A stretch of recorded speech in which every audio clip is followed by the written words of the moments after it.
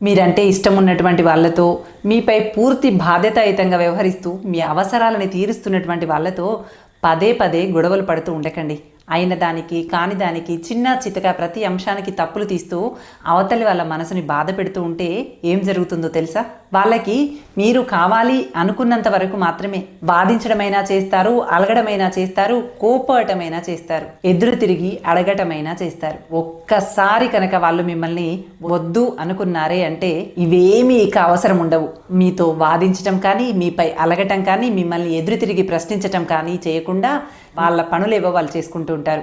నువ్వు ఎక్కడ పోతే నాకేంటి అన్నట్టుగా వ్యవహరిస్తూ ఉంటారు. పూర్తిగా మీ పట్ల నిరాసక్తతని ప్రదర్శిస్తూ ఉంటారు. ప్రతి అంశాన్ని కూడా వేలెత్తి చూపిస్తూ మనసు విరిగేదాకా ప్రవర్తించారే అనుకోండి, ఇంకా వాళ్ళు మీతో ఎదురు తిరిగి గొడవను పడరు, వాదులాడరు, అడగరు, అలగడం అంతకన్నా ఉండదు. వాళ్ళ మానాన వాళ్ళు బ్రతికేస్తూ